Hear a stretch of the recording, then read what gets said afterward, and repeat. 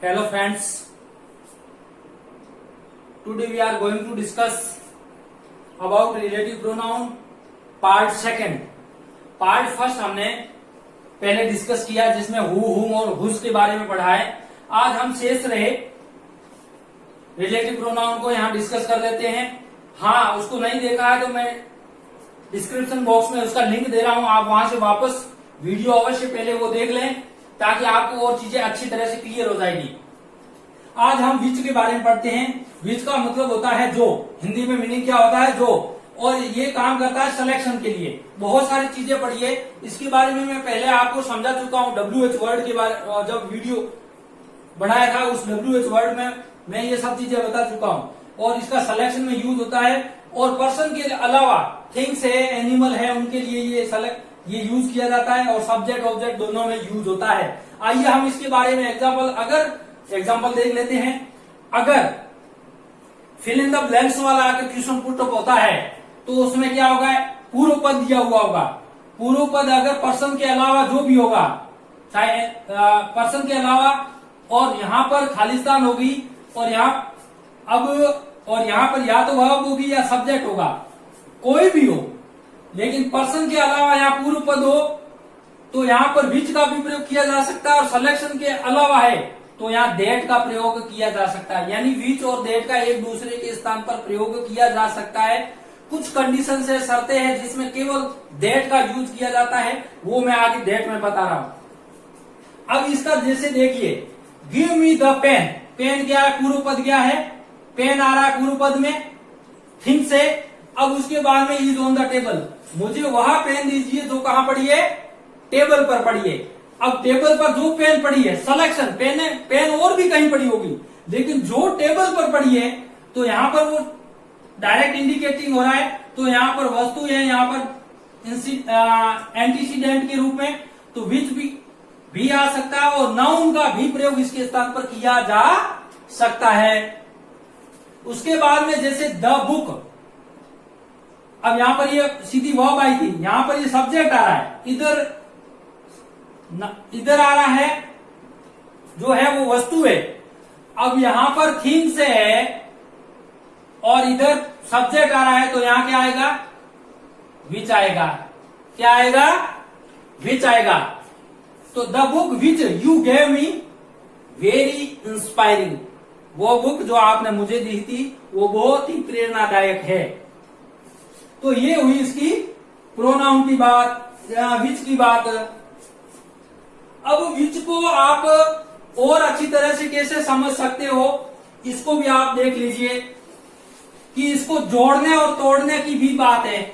मैंने आपको बताया था कि इसको एक तो फिल इन द ब्लैंक्स, दूसरा सेंटेंस को जोड़ना यूजिंग रिलेटिव प्रोनाउन, और उसके बाद में थर्ड कंडीशन बताई थी split the sentence using remove relative pronoun. तो अब यहां पर हम जोड़ने की बात करते हैं कि एक एग्जाम्पल देते हैं और कैसे जोड़ा जाता है. जैसे books are very good friends. किताबें होती है ना, वो बहुत क्या होती है, अच्छी दोस्त होती है. We read them in childhood, यानी चाइल्डहुड, जो हमने बचपन में किताबें पढ़ी थी. तो क्या करोगे, बुक्स विच या डेट किसी का भी प्रयोग किया जा सकता है. बुक्स विच या that read in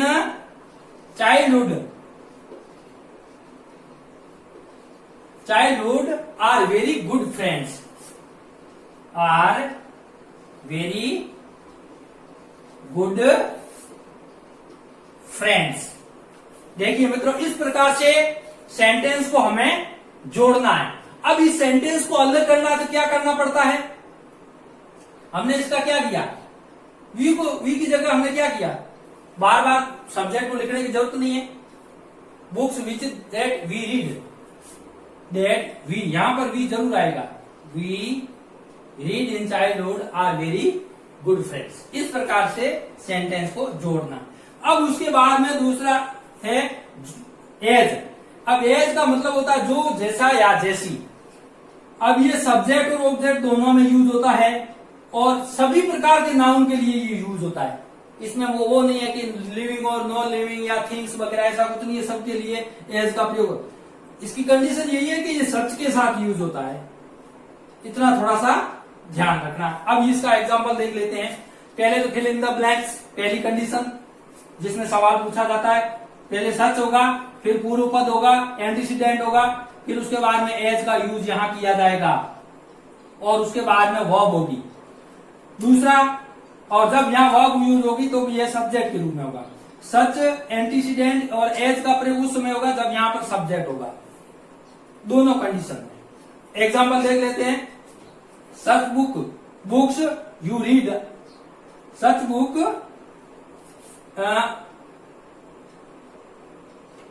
I don't, sorry, such books as you, यहां एज होगा,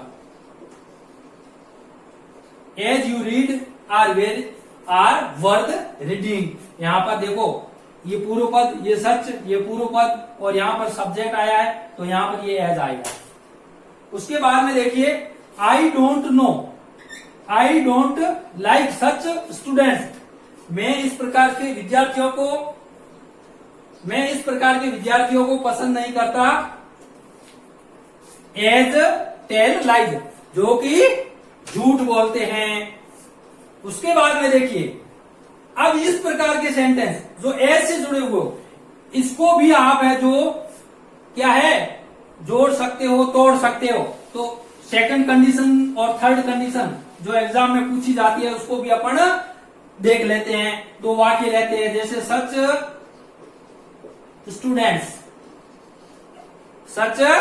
students are sure to succeed, such students are sure to succeed, they are dedicated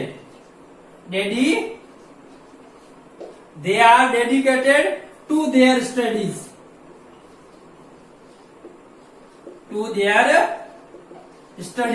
अब ये दो वाक्य है, इनको क्या करना है, सच एज का प्रयोग करते हुए हमें क्या करना है, जोड़ना है। सबसे पहले तो सच स्टूडेंट्स ले लो, such students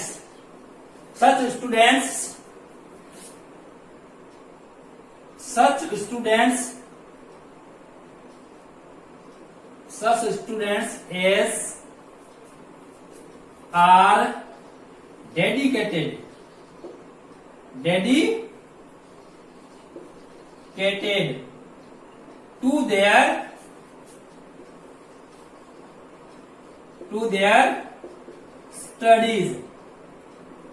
to their studies, are sure to succeed। इसमें एक्चुअल में होता क्या है कि सेंटेंस को लेना कैसे, सच और पूर्व पद ले लो, उसके बाद में एज का प्रयोग करके उसके बाद में जो काम पहले हुआ है, पहले काम क्या हुआ, पहले काम पढ़ाई के प्रति समर्पित होना, तो समर्पित होने वाले सेंटेंस को पहले लो और सफलता बाद में मिलती है तो दूसरे सेंटेंस को। ये किसी भी सेंटेंस में जब जोड़ने की बात आती हो तब यहां पर भले उसमें हु का प्रयोग करना हो, हुम का करना हो, विच का करना हो, कोई सा भी करना हो, जब जोड़ते हैं सेंटेंस को जो, तो रिलेटिव प्रोनाउन के बाद में उस सेंटेंस को पहले लेते हैं जो काम पहले हुआ है और उसके बाद में दूसरे सेंटेंस को यूज करना है। अब इसके बाद में व्हाट का देखते हैं। व्हाट का मतलब जो होता है सब्जेक्ट और ऑब्जेक्ट दोनों में यूज होता है। सब्जेक्ट के केस में भी यूज होता है व्हाट, ये पहले बता चुका हूं, और ये केवल वस्तु के लिए यूज होता है, थिंग्स के लिए, और इसका पूर्व पद नहीं होता है, कोई जरूरत नहीं है, इसके पूर्व पद होता नहीं। अब आप इसकी एक चीज कंफर्म देख लीजिए कि कभी भी इसका फंडा है, जब भी स्टार्ट में खालिस्तान आए, वाक्य के शुरू में खालिस्तान आए और आपको जब शुरुआत में खालिस्तान है तो आप समझ लेना कि यहाँ पर रिलेटिव प्रोनाउन की बात आ जाए, स्टार्ट में सेंटेंस के स्टार्ट में ब्लैंक स्पेस है तो आप वहां आंख बंद करके किसका प्रयोग कर लेना, व्हाट का कर लेना। अब जैसे I don't believe what he says, मैं विश्वास नहीं करता, वो जो कह रहा है उस पर विश्वास नहीं करता। अब यहां पर देखो what he says is not good, वो जो कह रहा है वो अच्छा नहीं है। What you have said is not reliable. इसके बाद में दैट,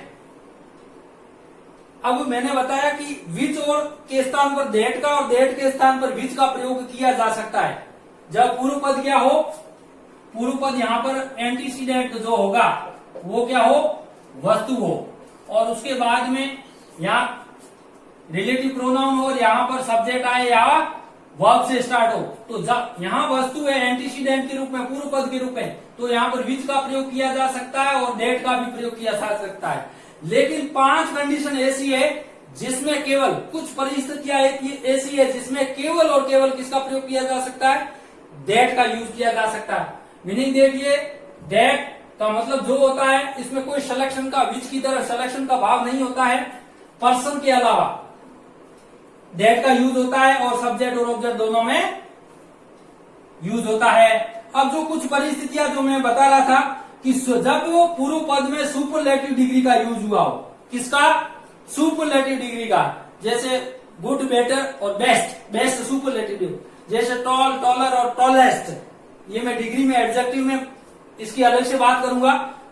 तो उसमें सुपरलेटिव डिग्री में किसका यूज किया जाता था, कौन से रिलेटिव प्रोनाउन का यूज करेंगे, हम दैट का यूज करेंगे।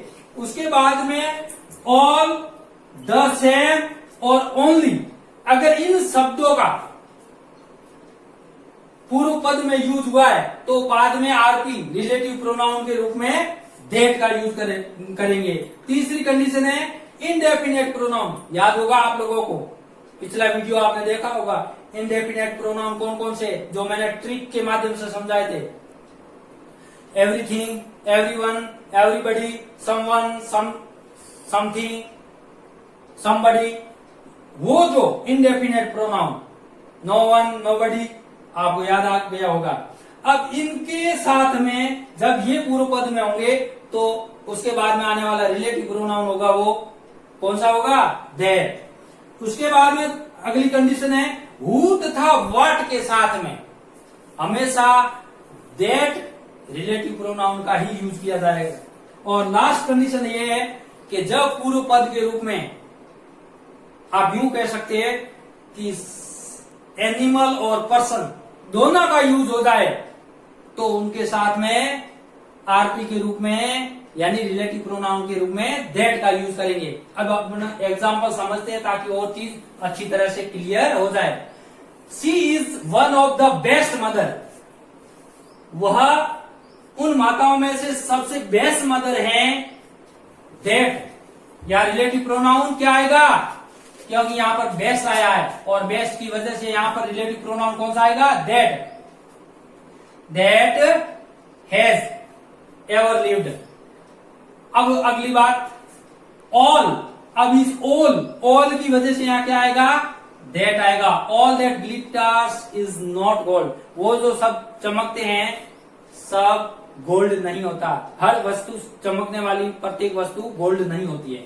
फिर do the same, the same आ रहा है, इस द सेम की वजह से यहां क्या आएगा, that. Do the same your father does, यानी वही आप करिए जो आपके पिताजी करते हैं।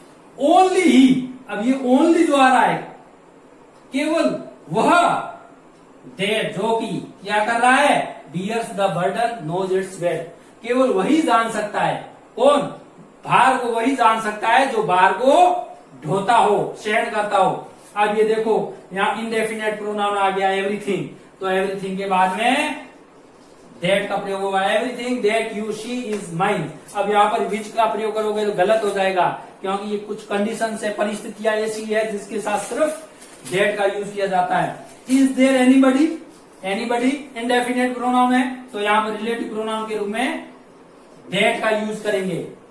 Who was the man, who आ रहा है, who was the man that वो कौन व्यक्ति है जिसने क्या किया, एब्यूज, गालियां भी दी और पीटा आपको in front of your wife. वो कौन व्यक्ति है जिसने जो कि आपकी पत्नी के सामने आपको गालियां भी दी और आपको पीटा। आई शा लेडी एंड डॉग। अब यहां पर देखिए, मैंने एक लेडी को और एक कुत्ते को देखा। दो सब्जेक्ट है, सॉरी दो पूर्व पद में दो है, एक लेडी पर्सन भी है और एनिमल भी है। जब पर्सन और एनिमल दोनों पूर्व पद में हो नाउन के रूप में, तो फिर आपको यहाँ क्या करना है, डेट और यहां पर वर्ब। अब हम थोड़ी सी चर्चा इंट्रोगेटिव प्रोनाउन की कर लेते हैं, क्योंकि मैं पहले वीडियो एक बना चुका हूं WH वर्ड के ऊपर, जिसमें आपको इंट्रोगेटिव WH वर्ड से संबंधित जो इंट्रोगेटिव प्रोनाउन के रूप में जो काम करते हैं WH वर्ड, और एडवर्ब के रूप में काम करते हैं, और नाउन के रूप में जो काम करते हैं, उन सब का मैं वहां पर डिस्कस कर चुका हूं। और इंट्रोडक्शन के तौर पर एक बार पुनः आपको रिलेट प्रोनाउन के तौर पर इंट्रोगेटिव प्रोनाउन कौन कौन से हैं वो मैं आपको थोड़ा सा डिटेल्ड और कॉम्प्रिहेंसिव वे से बता देता हूं। इंट्रोगेटिव प्रोनाउन क्या है, वे प्रोनाउन जो प्रश्न पूछने में जो वर्ड यूज होते हैं उसको हम इंट्रोगेटिव प्रोनाउन कहते हैं। A pronoun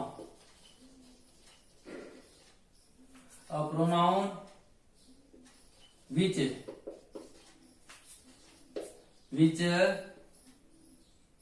is used in asking questions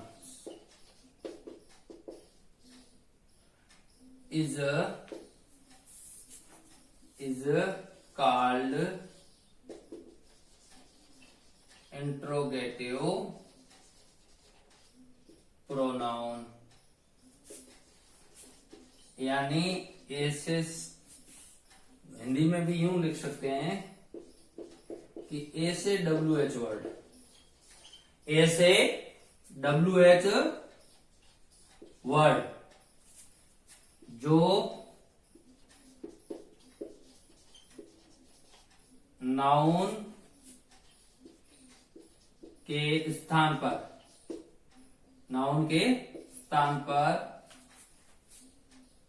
use होते हैं तथा प्रश्न निर्माण में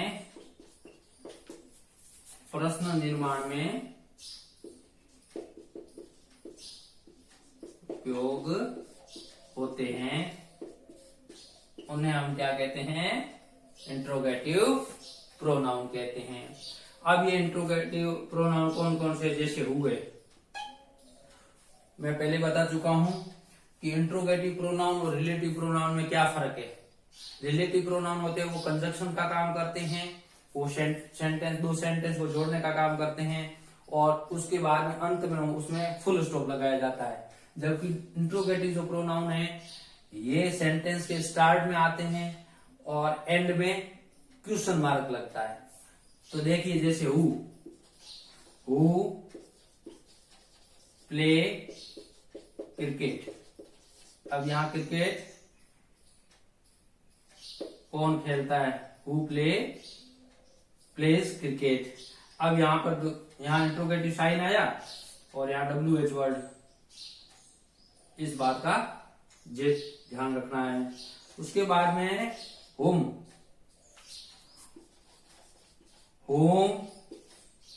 डू यू लाइक, आप किसे पसंद करते हो, तो होम हो और हुज।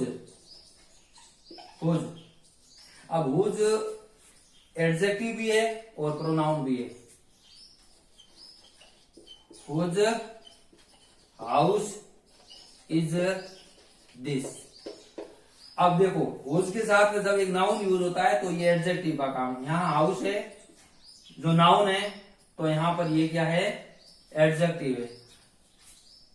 अब जैसे इसको हुज इज दिस हाउस, अब ये किसका घर है, हुज इज दिस हाउस, यह घर किसका है, तो यहां पर जो हुज अकेला यूज हुआ है ये क्या है, एडजेक्ट सॉरी प्रोनाउन है। यहां पर क्या है, ये प्रोनाउन है। इस बात को थोड़ा ध्यान रखना है।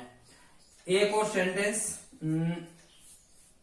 हु, हुम, हुज, उसके बाद में which is your pen, which is your pen, आपका पेन कौन सा है। तो यहां पर जो विच है ये प्रोनाउन का काम कर रहा है क्योंकि अकेला यूज हुआ है। और जब इनके साथ में विच पेन इज योर्स, आपका कौन सा पेन है, तो यहां पर ये एडजेक्टिव का काम कर रहा है क्योंकि यहां इसके साथ में एक नाउन यूज। तो हुज और विच की ये कंडीशन पहले मैंने समझाई है। उसके बाद में